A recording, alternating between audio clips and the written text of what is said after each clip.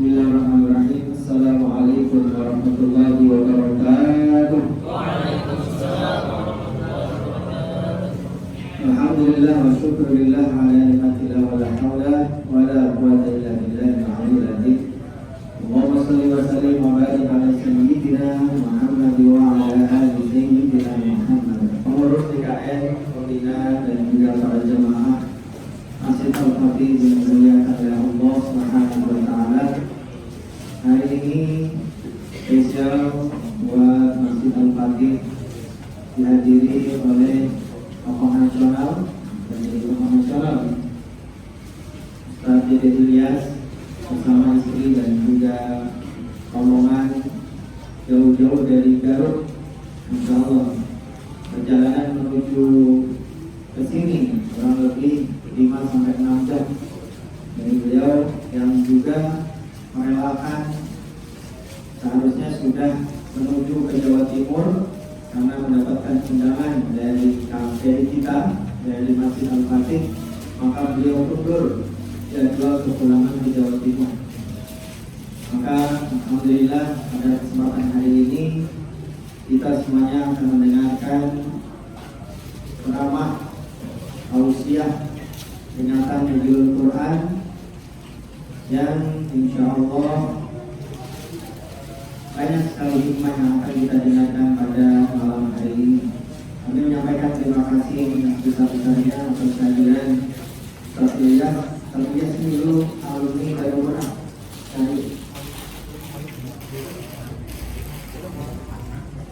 Alumni Darul Quran Calon Jaril.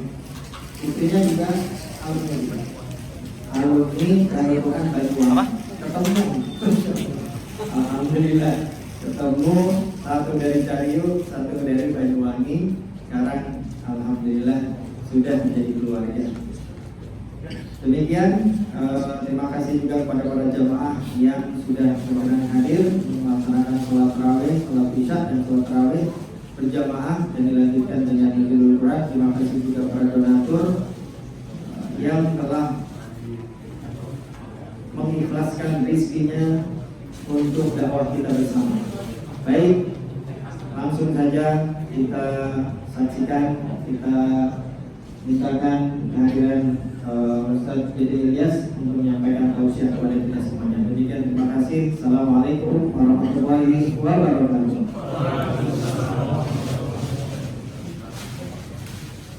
Assalamualaikum warahmatullahi wabarakatuh. Waalaikumsalam warahmatullahi wabarakatuh. Ini yang hadir banyak anak kecil, remaja di bawah ada ya, di bawah juga ada emak-emak, bapak-bapak, janda-janda, budak-budak. Tapi nggak ada beda di antara kita semuanya hamba.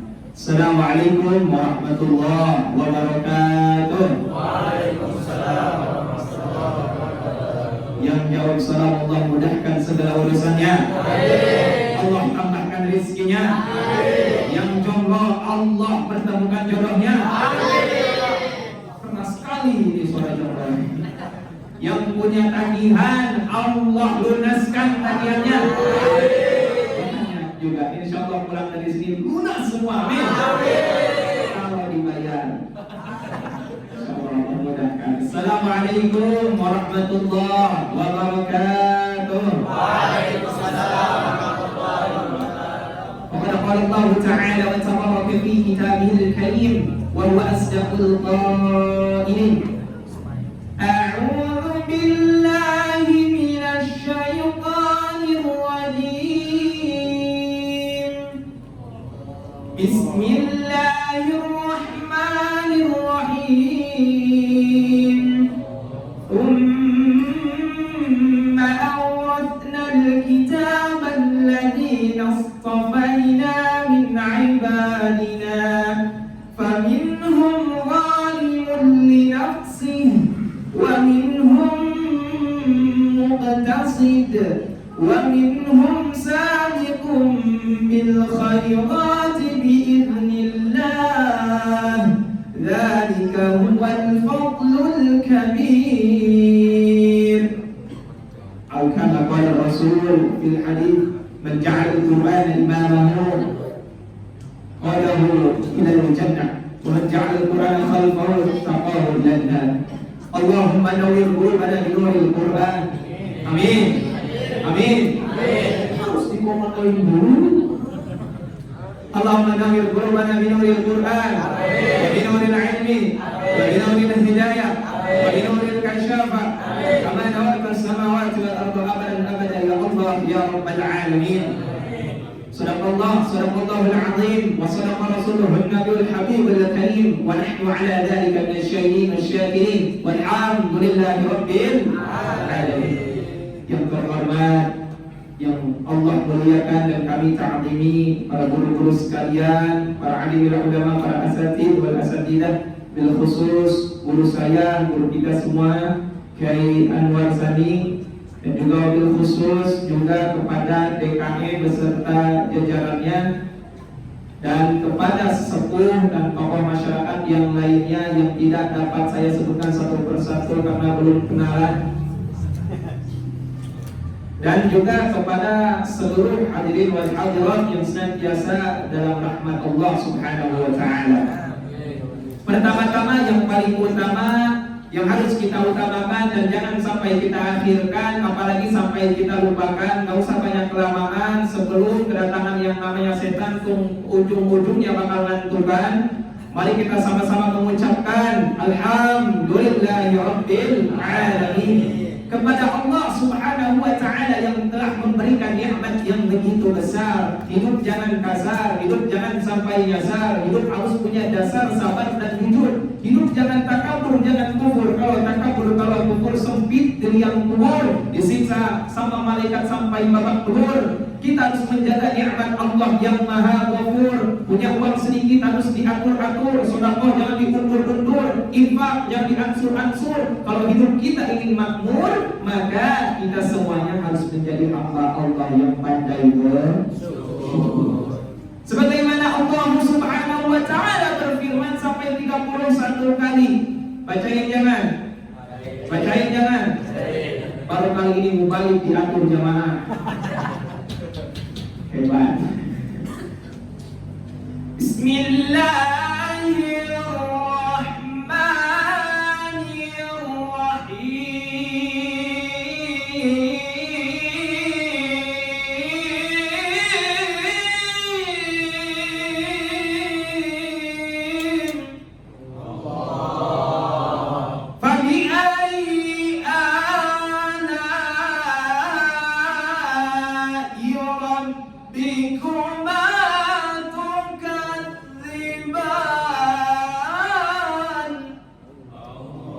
Surah apa itu? Allah Subhanahu wa taala sampai 31 kali mengingatkan kepada kita, nikmat manakah yang kalian dustakan? Kalau ngomongin nikmat Allah Subhanahu wa taala nih, kita semuanya punya bibir, punya bibir. Bentuknya berbeda-beda, betul. Warnanya berbeda-beda, setuju? Ada yang hitam kemanis-manisan, ada yang manis kehitam-hitaman sama aja. Ada yang coklat ke pahit-pahitan, ada bibir berem-berem jalan hayam. Wanginya juga berbeda-beda. Betul? Apalagi lagi bulan Ramadan ini, ada yang bau minyak kasturi, minyak jelantrah, minyak tanah. Tapi yang Allah pandang bukan itu. La yanzuru ila suwarikum walakin yanzuru ila a'malikum. Bukan yang Allah pandang bukan bagaimana bentuknya, yang Allah pandang bukan warnanya seperti apa, tapi yang Allah pandang digunakan untuk apa seluruh kenikmatan Allah Subhanahu wa taala ini. Makanya Allah Subhanahu wa taala juga berfirman, wa qalilum min ibadiyasy syakur. Kata Allah, sedikit dari hamba-hambaku yang bersyukur. Semoga kita yang hadir di sini semuanya, baik yang mendengarkan, dimasukkan oleh Allah sebagai hamba-hambanya yang bersyukur. Salawat dan salam semoga selalu tercurah limpahkan kepada manusia yang luar biasa, kepada manusia yang paling berjasa, kepada manusia yang cinta kepada umatnya tanpa terpaksa, walaupun umatnya senang temen bikin dosa. Betul. Masih semangat? Kita berbuat dosa, tapi masih dicintai oleh Nabi Muhammad. Insya Allah dengan syafaatnya, dengan nurnya, kita akan diberikan oleh Allah Subhanahu Wa Taala yang Maha Kuasa akan diberikan syafaatnya kelak di hari pembalasan. Amin amin ya Rabbal Alamin ya Rabbal Habibana wa nabiyana wa syafi'ina wa maulana Muhammad sallallahu alaihi wasallam. Allahumma shalli wa sallim wa barik. Tak lupa kepada keluarganya, kepada para sahabatnya, kepada tabi'in dan tabi'ut tabi'in, dan insyaallah kita termasuk di dalamnya. Amin ya Rabbal Alamin. Bu, Bapak, semuanya yang dirahmati Allah Subhanahu Wa Taala, alhamdulillah kita telah melaksanakan sholat Isya berjamaah dan sholat tarawih berjamaah. Gimana? Capek atau tidak? Ya. Capek atau tidak? Ya. Iya, imamnya yang capek. Masya Allah. Tidak ada istilah capek, tidak ada istilah lelah untuk menjalankan syariat Allah Subhanahu Wa Taala. Amin. Kita sekarang ada pada bulan Ramadan yang begitu mulia. Sekarang tarawih yang ke 18 kecil suka hitung. Cepat-cepat lebaran biasanya hitungnya. Subhanallah, Masya Allah. Alhamdulillah kita oleh Allah diberikan umur panjang, umur yang barokah, kita bisa melaksanakan sholat tarawih berjamaah dan juga kita bisa bersilaturahim. Alhamdulillah saya juga kemarin itu udah mau mudik sama istri itu ke Jawa, tapi ada chat dari guru saya untuk silaturahim. Nah, karena saya jarang ketemu dengan beliau, makanya begitu pentingnya tali silaturahim. Saya undur di perpulangan, bukan gagal. Ntar saya dipecat jadi menantu. Kalau diundur, kalau digagalin itu mudik, ntar takutnya dikik dari menantu ya. Nah, makanya saya diundur untuk tali silaturahim. Begitu penting tali silaturahim. Nih, kalau kita memutuskan tali silaturahim, ibadah pun gak enak, asli. Nih, pengen pergi ke masjid, udah ada azan dari Masjid Al-Fatih. Allahu Akbar, Allahu Akbar. Si dia nih yang motong tali silaturahim, lihat kaca, bukan langsung pergi ke masjid, tapi lihat kaca. Dia udah lewat dulunya, nangis banget buat ketemu sama dia di jalan. Akhirnya nunggu nyampe komat dia, takut ketemu, kayaknya dia udah berangkat nih. Masuk masjid, ditengok dulu, di mana dia posisinya. Sampai segitunya orang yang saling bermusuhan gara-gara silaturahim. Pas dia sholatnya juga gak khusyuk. Tahunya dia kaget, pinggir katanya. Ibadahnya gak khusyuk gara-gara jalan tali silaturahim. Orang sering menyebut tali silaturahim, ada tali silaturahmi. Kalau silaturahim itu menyambungkan tali kasih sayang rahim. Kalau silaturahmi itu menyambung tali persaudaraan. Kita itu saudara satu rahim. Nah, lawannya rahim saling kasih sayang apa? Saling benci. Saling memutuskan tali silaturahim. Masya Allah. Na'udzubillah. Tsumma na'udzubillah min dzalik.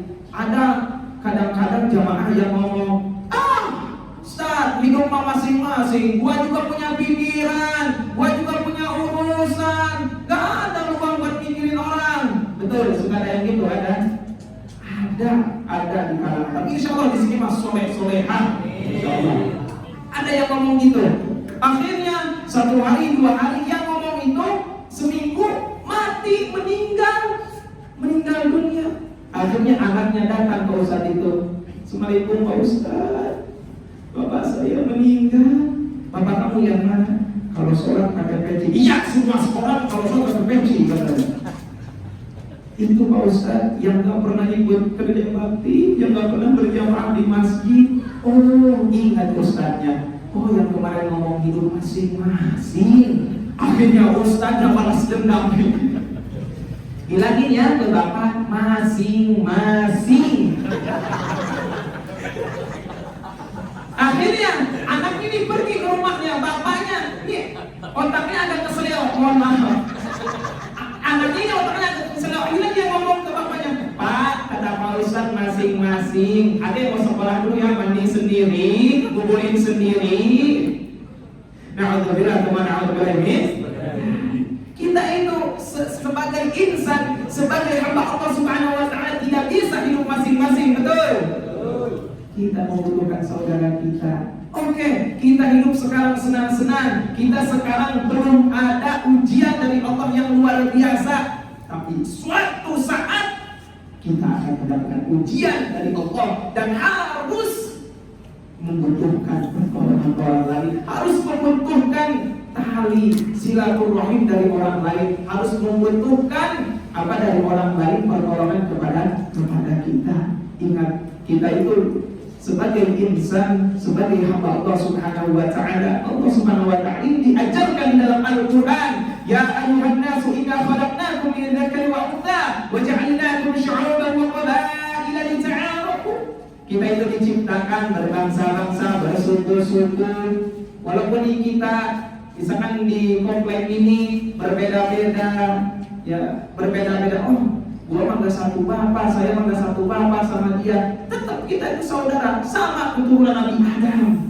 Nah, kita sama keturunan Nabi Adam ini malah kita tahu. Nah, kita itu saudara, diajarkan di dalam Islam. Apalagi diajarkan di dalam Al-Quran lagi, wa ta'awanu 'alal birri wat taqwa wa la ta'awanu 'alal itsmi wal 'udwan. Wa ta'awanu 'alal birri wat taqwa, saling tolong menolong, saling gotong royong dalam menjalankan, dalam urusan ketakwaan, dalam urusan kebaikan di jalan Allah Subhanahu wa taala. Tapi ada juga nih orang yang merusak tata cara silaturahim. Ji, kesini Ji, ke rumah saya.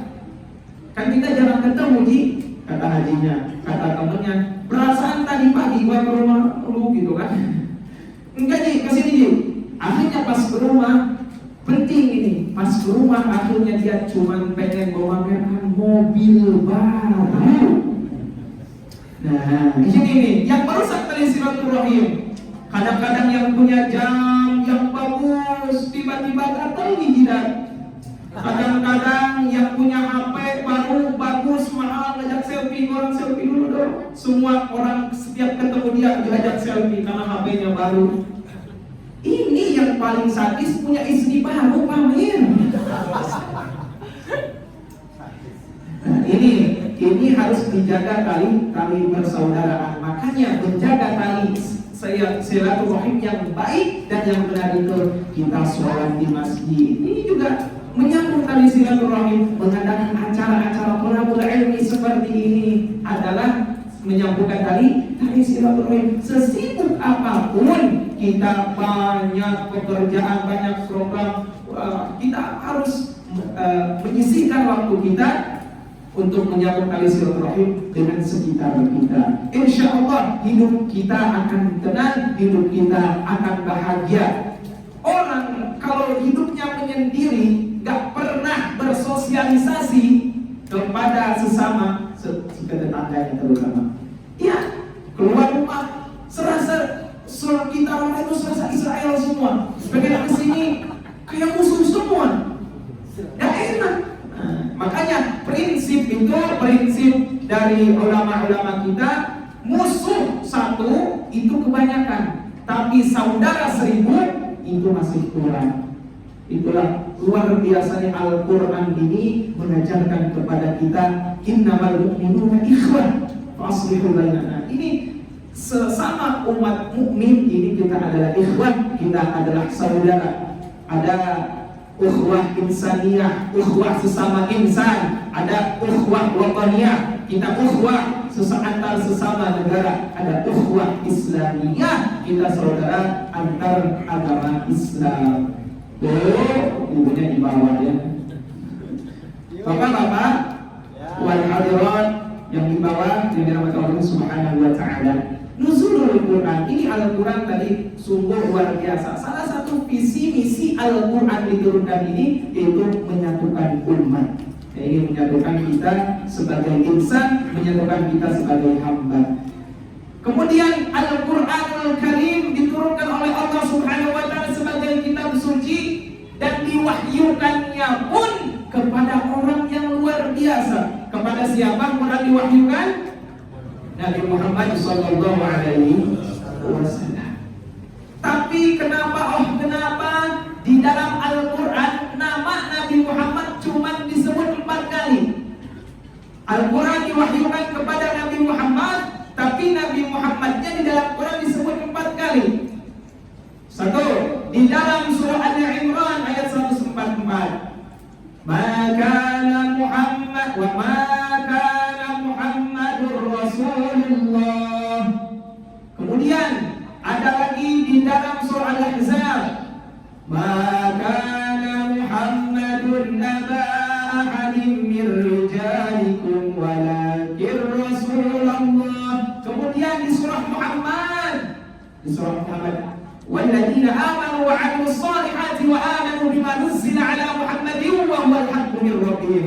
Kemudian yang terakhir di dalam surah Al-Fath ayat terakhir, Muhammadur Rasulullah walladzina ma'ahu asyidda'u 'alal kuffar. Kenapa ternyata diselidiki?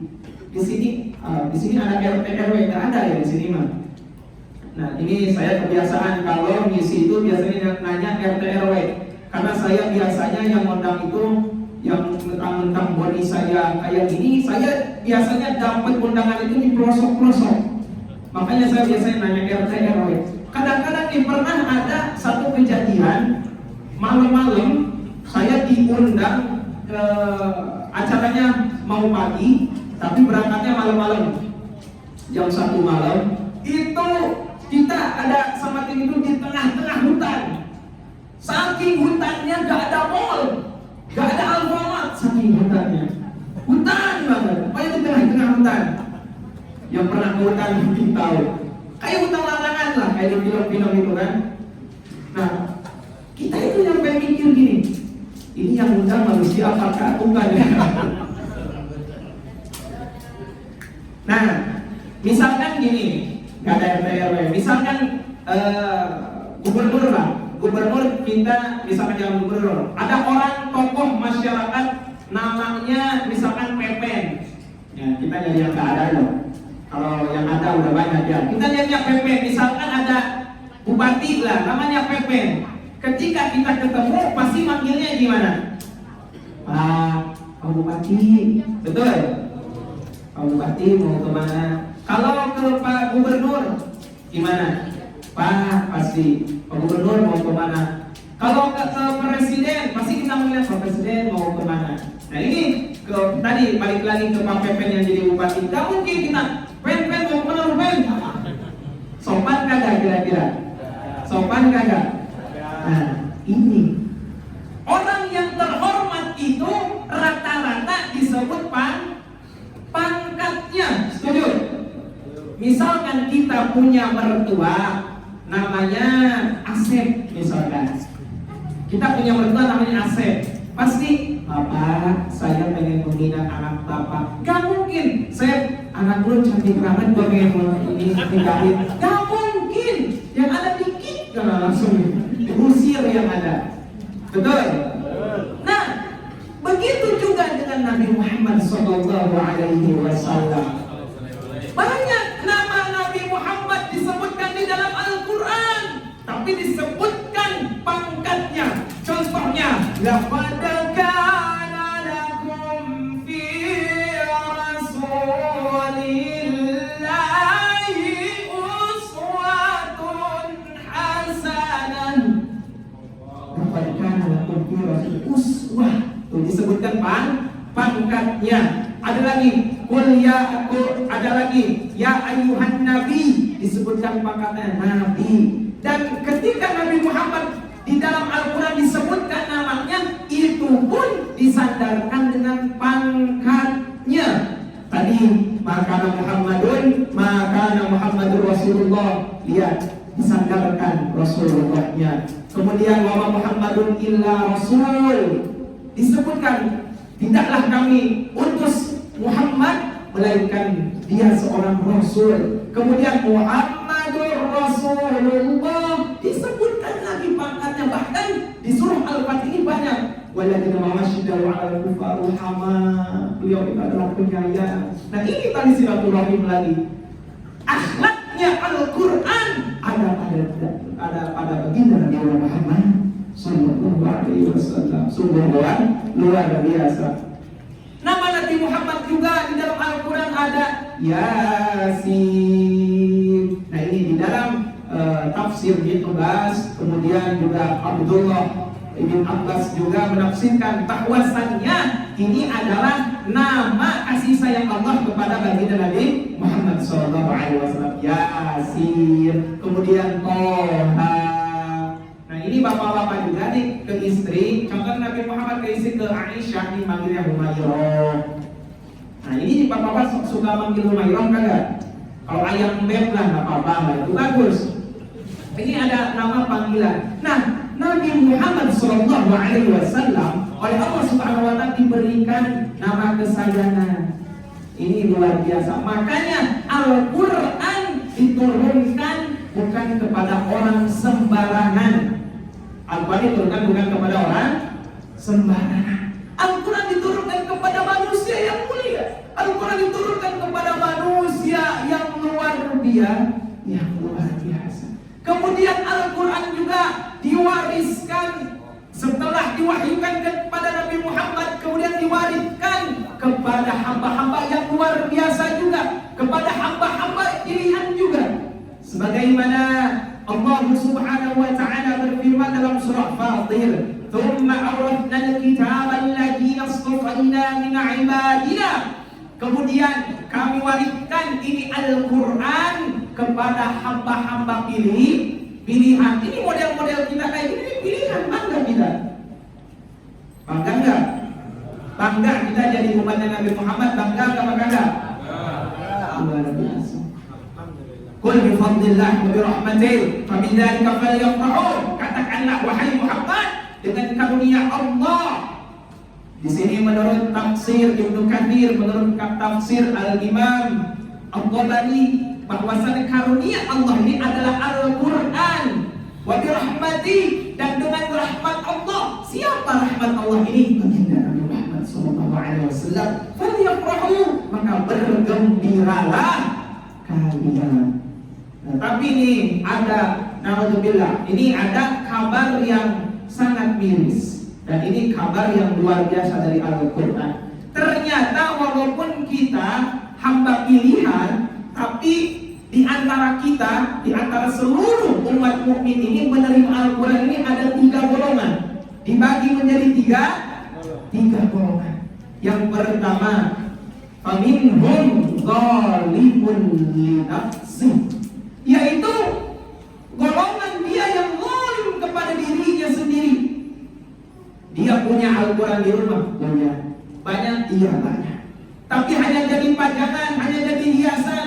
Qurannya pekaratan, Qurannya titiknya hilang. Nah, ini termasuk zalim kepada diri sendiri. Dia tidak membaca Al-Quran, dikira Allah rugi. Kira-kira kita nggak baca Al-Quran, Allah rugi kagak? Kita yang rugi, betul. Nah, kemudian ada lagi golongan-golongan yang zalim kepada dirinya sendiri, yaitu orang yang membaca Al-Quran tapi dia hanya membacanya ini hanya buat kepentingan tersendiri. Na'udzubillah. Maka penting ini kita belajar Al-Quran ini kepada anak-anak kita, kepada generasi-generasi kita, dan juga terkhusus kepada kita semuanya. Kalau mengingat orang-orang zaman dahulu nih di kampung-kampung, biasanya rumah itu biasanya dilanggar-langgar pakai, kalau kata uyut saya mah pakai patroma, kalau di Sunda disebutnya pakai lampu yang kecil itu yang ada cahayanya. Nah, ini biasanya yang di sini Yasin wal Qur'anil Hakim, Ibrahim, di rumah sini ada yang idza waqa'atil waqi'ah, yang di rumah sini ada Al-Kahfi, di rumah sini sholawatan, masih terasa nilai-nilai keislamannya. Tetapi dengan bergesernya waktu, nih sekarang di kampung-kampung ini mah, di kampung-kampung nih gede-gede radio, gede-gede TV, di sini bongkong ini, oh yang di sini yang ini, semuanya nyanyian, semuanya. Nah, makanya penting. Kadang-kadang orang tua, kita selaku orang tua, kadang juga takut anak kita buta huruf, betul? Takut nggak buta huruf anak kita? Pasti takut. Kemudian kita masukkan anak kita ke SD, SMP, itu bagus. Anak kita pengen nantinya jadi dokter, jadi tentara, itu luar biasa. Jadi penerus generasi bangsa bagus. Tapi ada kalanya orang tua ini nggak takut anaknya ketika tidak bisa membaca Al-Quran. Ini nggak takut tidak bisa membaca Al-Quran, nggak takut. Lebih takut ketika dia tidak bisa membaca huruf-huruf, tidak bisa membaca abjad. Dia lebih takut ketika membaca Al-Quran, dia enjoy your life biasa aja. Alhamdulillah. Padahal Al-Quran ini bukan hanya membahagiakan di dunia, tapi Al-Quran ini juga bisa membahagiakan di akhirat. Ketika kita sebagai orang tua, kita syakaratul maut, pasti ini, betul? Pasti kan kita bakal syakaratul maut, yakin? Gak ada yang memastikan kita besok masih hidup, gak ada, betul? Ya boleh jadi, ya kan kita udah tahu syairnya, orang kaya mati, orang miskin mati, pejabat kemudian jamaah, penceramah, semuanya mati. Kita nggak ada, itu pasti akan dijemput oleh kematian itu. Ya boleh jadi, ya bapak-bapak sama ibu-ibu duluan, boleh jadi saya terakhiran. Kalau nggak dibalik, boleh jadi saya terakhiran, ibu bapak duluan. Nah, ketika ibu bapak kita semuanya syakaratul maut, yang diharapkan dari anak ketika anak-anak kita di samping kita, pasti kita akan membacakan, bacain Al-Quran, bacain surah ini, bacain surah ini. Gak mungkin kita, bacain lagu Ayu Ting Ting, bacain lagu Renta, bacain lagu Peter Pan, bacain lagu Noah, bacain. Gak mungkin, pasti Al-Quran. Sungguh luar biasa ketika orang tua sakaratul maut, anaknya membacakan ayat-ayat Allah, membacakan kalimat-kalimat thayyibah. Ketika nafas ini dicabut oleh Allah Subhanahu wa taala, dia akan menemukan kebahagiaan anaknya bisa membaca Al-Qur'anul Karim. Dan sebagaimana dalam kitab At-Tibyan fi adabi hamalatil Qur'an Imam Nawawi, inna Allah ta'ala yarfa'u bihadzal kitab wa yadh'u bihi akharin. Orang ini sesungguhnya Allah mengangkat suatu kaum yaitu dengan Al-Quran. Jadi kita mulia gara-gara punya Al-Quran. Dan wa yadh'u bihi akharin, Allah juga merendahkan suatu kaum. Allah merendahkan orang dengan Al-Quran. Bukan gara-gara Al-Quran yang direndahkan, tapi gara-gara dia yang merendahkan Al-Quran. Kita di rumah kita nih boleh lampu neon, lampu bilip berwatt-watt ya, berwatt-watt sampai 100 watt, 50 watt, berkawan-kawan pokoknya. Itu hanya bisa menerangi rumah saja, akan tetapi tidak bisa menerangi hati, betul? Yang bisa menerangi hati adalah Al-Qur'anul Karim. Makanya wasiat kata baginda Nabi Muhammad ini ada dua. Ada wasiat bicara, ada wasiat yang diam. Apa wasiat bicara? Yaitu Al-Quran. Kita minta nasihat, wasiat. Ada nasihat ini ada dua. Mohon maaf, nasihat ada nasihat diam, nasihat bicara. Nasihat diam ini adalah kematian. Nasihat yang berbicara ini adalah Al-Quran. Ketika kita masih ada nasihat Al-Quran, jangan kita menunggu nasihat diam itu. Kita gunakan 10 hari atau 12 hari lagi, kita perbanyak dekat bersahabat dengan Al-Quranul Karim, insya Allah. Ini panjang Nih siap nyampe jam 12, nyampe jam 1 siap, nyampe jam 2 siap. Asli, subhanallah, saya mau pulang. Nah ini luar biasa. Ini Al-Quran, ini masih yang pertama ya tadi yang ghaibul nafsi. Ini luar biasa, masih panjang sebenarnya. Ini terakhir yang pembahasan yang pertama. Ini masalah Al-Quran nih Pak. Kita nih baca Al-Quran bukan dari bacaan saja kita dapat pahalanya. Ketika orang lain termotivasi kepada kita dapat pahala lagi. Sebagaimana ada sahabat baginda Nabi Muhammad ini yang masuk Islam gara-gara mendengar ayat-ayat Allah. Siapa? Khalifah Khulafaur Rasyidin Umar bin Khattab. Kenal Bapak? Umar bin Khattab gara-gara mendengar surah Toha. Nah ini luar biasa ketika kita membaca. Nah bahkan nih bukan Umar saja, orang munafik pun ketika mendengar Al-Quran dia terenyuh-renyuh hatinya. Siapa? Abu Lahab, Abu Jahal maksudnya, mohon maaf, Abu Jahal sama Abu Lahab. Nah si Abu Lahab ini sama si Abu Jahal maaf ya. Abu Lahab sama si Abu Jahal ini ngomong gini, Hab katanya, kata si Jahal, apa hal? Hab, jangan sampai ya kita ngedengerin si Muhammad baca Quran, bisa-bisa kita masuk Islam. Hab, betul Hab. Ketika Muhammad baca Quran, kadang-kadang kita terhipnotis, bener Hab. Pokoknya sepakat kita jangan mendengarkan Muhammad ngaji Quran. Itu kata si Abu. Ketika suatu malam si Abu Lahab tak kuat, gak dengerin Nabi Muhammad membaca Quran, tak kuat, galau dia. Nih bayangkan, Abu Lahab aja tidak mendengarkan ayat-ayat Allah beberapa hari, galau. Kita, kalau bila kita yang udah muslim, yang udah jelas-jelas mukmin, insyaallah mukmin, kita ketika tidak mendengar Al-Quran biasa saja. Alhamdulillah. Ini si Abu Lahab galau. Aduh, pengen nih gua dengerin Nabi Muhammad baca Quran, tapi takut ketahuan si Jahal. Lihat jam dulu dia. Gak tahu lah, dulu gak ada jam. Ini tambah-tambahin aja. Takutnya dicari di kitab tarikh. Emang dia lihat jamnya mereknya apa? Gak ada. Nah ini kayaknya si Jahal jam segini udah tidur. Akhirnya dia berangkat ke rumahnya baginda Nabi Muhammad.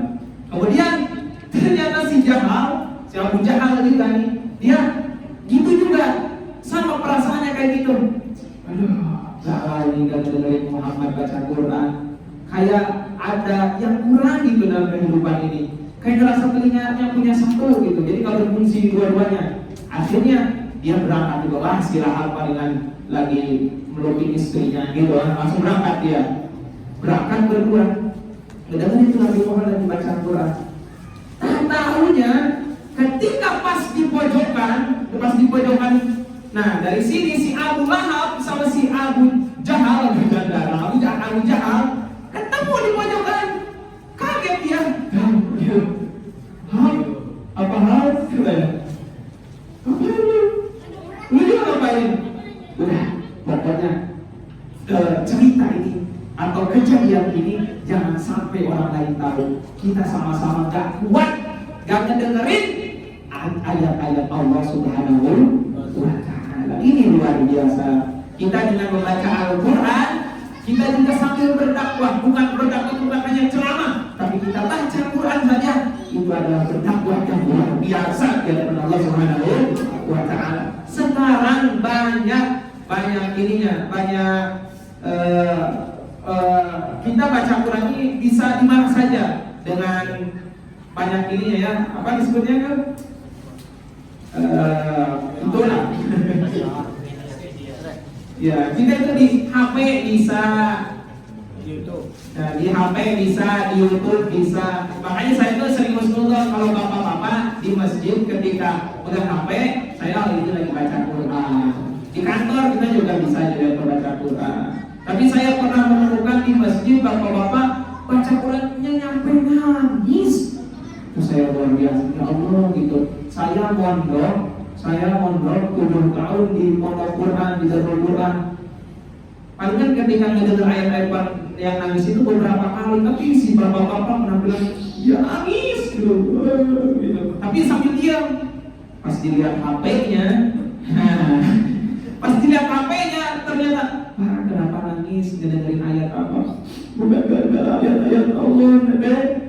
Ini istri saya mesen Shopee gak bilang-bilang ke saya nyampe 1 juta.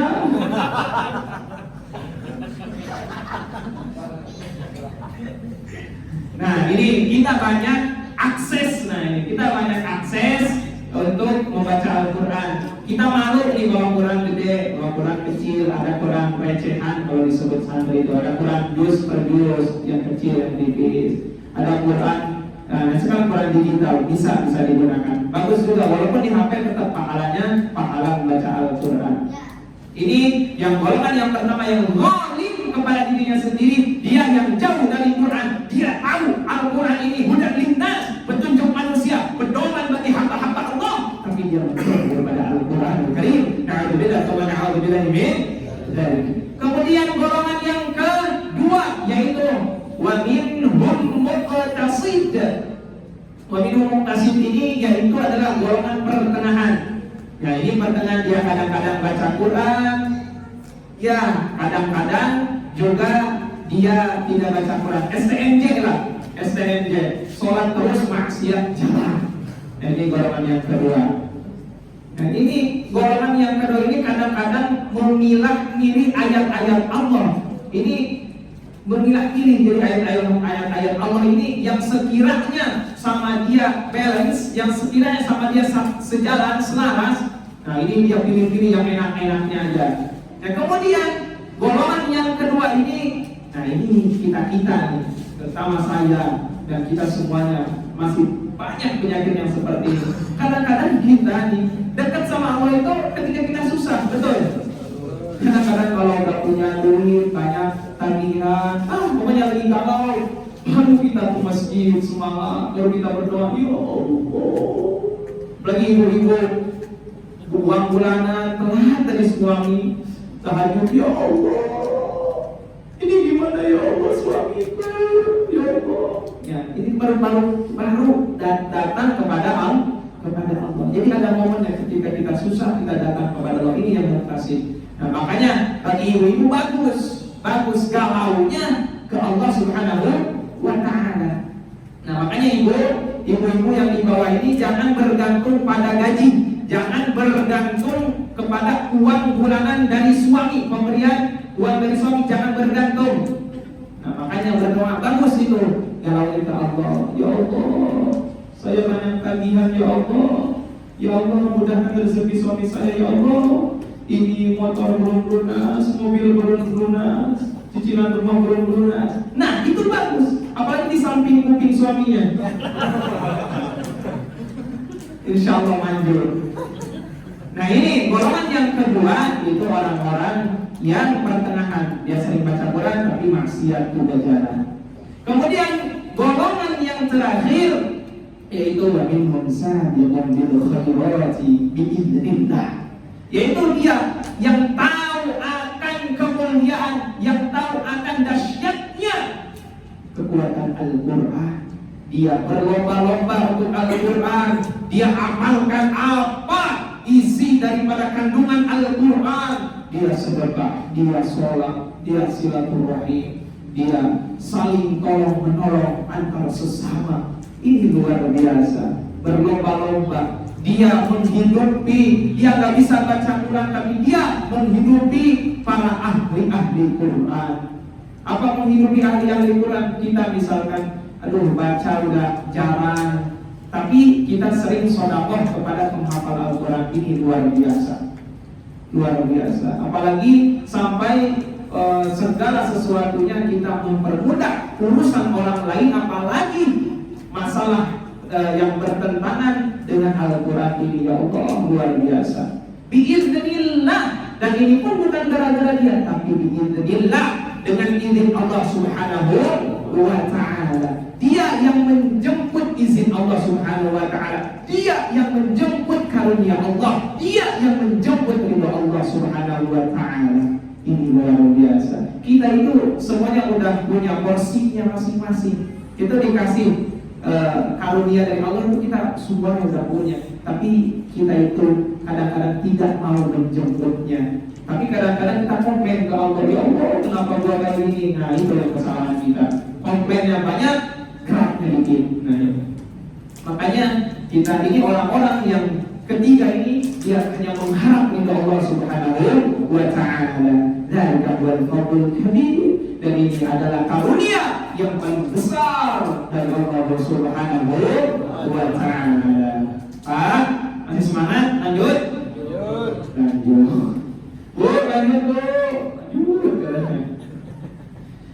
Al-Quran ini sungguh luar biasa fadilahnya buat kita. Ketika kita misalkan kita nggak hafid Al-Quran, kita mendawamkan, ada para sahabat juga misalkan trikul, kami kita sering trikul kul falak, kul nas.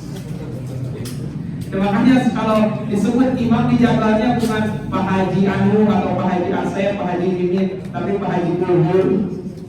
Nah ini nggak apa-apa, kita walaupun kita masih terbata-bata membaca Al-Quran, ini dapat pahala juga. Alladzi yaqra'ul Qur'an wa yata'tahu fi. Ini orang-orang yang masih terbata-bata dalam Al-Quran, dia tetap masih susah payah membaca Al-Quran, tetap dia akan mendapatkan pahala dua. Pahala semangatnya belajar Al-Quran, pahala dia dalam terbata-batanya. Tapi yang salah ini, dia masih terbata-bata, masih susah payah ke Quran, belajarnya juga gak mau. Ini problem kita. Makanya kita ayo jadikan momen ini sebentar lagi, 13 hari lagi ya, atau 13 hari lagi atau 12 hari lagi kita mendekat merapat kepada Al-Quran. Dipaksa kapan lagi? Jadikan bulan Ramadan ini dalam hati kita, ya Allah, ini adalah bulan Ramadan terakhir saya gak menjamin tahun depan bisa bertemu lagi dengan Ramadan ini. Ini yang harus kita jadikan kesempatan yang sangat luar biasa. Kita di bulan Ramadan tidak bisa ibadah yang banyak kepada Allah, tidak bisa dekat dengan Al-Quran. Kapan lagi? Karena Ramadan ini luar biasa. Kita dipaksa. Kalau udah dipaksa, terbiasa. Kalau udah terbiasa, bisa. Insya Allah. Kemudian selain kita bisa mahir membaca Al-Quran, kita kaji isi kandungannya. Kita nggak bisa langsung dari terjemahannya, nggak bisa. Kita belajar kepada ahli-ahli Quran. Gimana caranya? Kita menuntut ilmu, thalabul ilmi kepada guru-guru kita. Nah, kita bakal tahu tafsir-tafsirnya. Ini kan kadang-kadang kalau baca terjemahannya ada ayat yang makna wanula tawarubah. Dia akhirnya ngomong ke istrinya, tuh kata Al-Quran juga dua dulu yang disuruhnya, yang pertama kali disuruh dua dulu nih, bukan satu dulu, dua. Malah disuruh nambah makna wanula tawarubah. Allah nyuruh nambah kita nih. Nah itu, makanya kita pentingnya belajar kepada guru-guru kita yang ahli Quran. Insya Allah man aisa syuhada wal mauta syuhada wal dhilla yawmal haqqi wal najata yawmal hasabi fa'aqimu qiraatil Quran.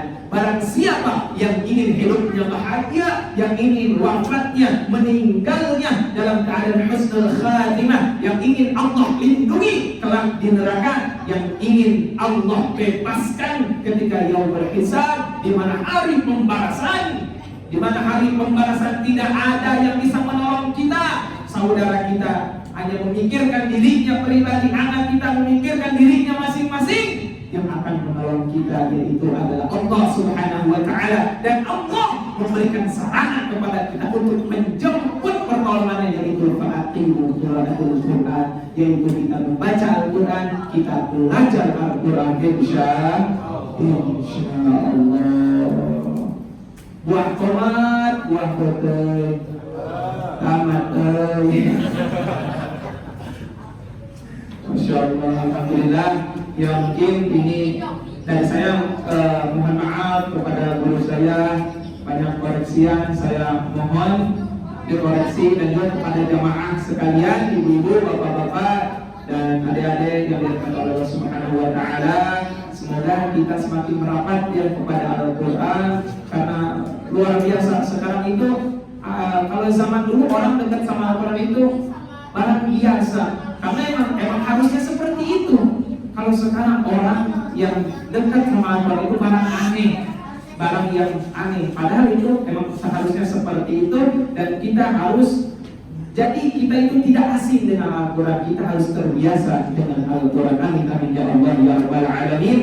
Semoga kita semuanya oleh Allah diberikan kesempatan, diberikan umur yang panjang lagi barokah untuk menamatkan bulan Ramadan ini, dan kita bisa dijadikan oleh Allah Subhanahu wa taala pangkat kita la'allakum tattaqun, sebagai orang-orang yang bertakwa kepada Allah Subhanahu wa taala. Mungkin hanya ini dapat saya sampaikan. Apabila ada jarum patah, jangan masukkan ke dalam peti.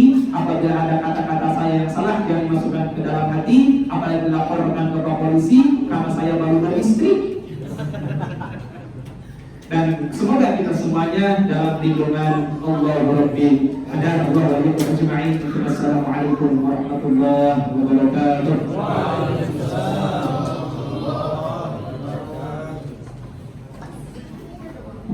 Terima kasih kepada Ustaz Ilyas atas tausiahnya, motivasinya buat kita semuanya. Kemudian kita semakin mencintai Al-Quran dan masih banyak waktu. Ada 12 hari lagi untuk mendapatkan pahala yang berlipat-lipat. Kemudian kita semakin akrab dengan Al-Quran. Kita doakan Ustaz Ilyas perjalanan pulang menuju Garut dan juga akan melanjutkan menuju ke Jawa Timur, biar tidak ditik sama ketua ya. Mudah-mudahan perjalanannya menjadi perjalanan yang membahagiakan, menyenangkan, dan penuh dengan keselamatan, keberkahan, kemuliaan. Baik, kita baca surah Al-Fatihah buat beliau dan keluarga dan juga rombongan. Mudah-mudahan juga semua amal ibadah dan juga semua kebaikan-kebaikannya, perjalanan dakwahnya semua dimudahkan oleh Allah Subhanahu wa taala. Billahi al-maqul syafa'atul rasul al-Qur'an al-Fatihah. A'udzu billahi minasyaitonir rajim. Bismillahirrahmanirrahim. Alhamdulillahi rabbil alamin. Ar-rahmanir rahim. Maliki yaumiddin. Iyyaka na'budu wa iyyaka nasta'in. Ihdinas siratal mustaqim. Siratal ladzina an'amta 'alaihim ghairil maghdubi 'alaihim waladdallin. Kemudian terima kasih kepada seluruh jamaah, bapak-bapak, ibu-ibu, adik-adik, dan juga anak-anak sekalian yang telah hadir. Mudah-mudahan Allah ridho dan kita mendapatkan ketakwaan di sisi Allah Subhanahu wa taala. Terima kasih semuanya. Mohon maaf atas segala kekurangan. Assalamualaikum warahmatullahi wabarakatuh.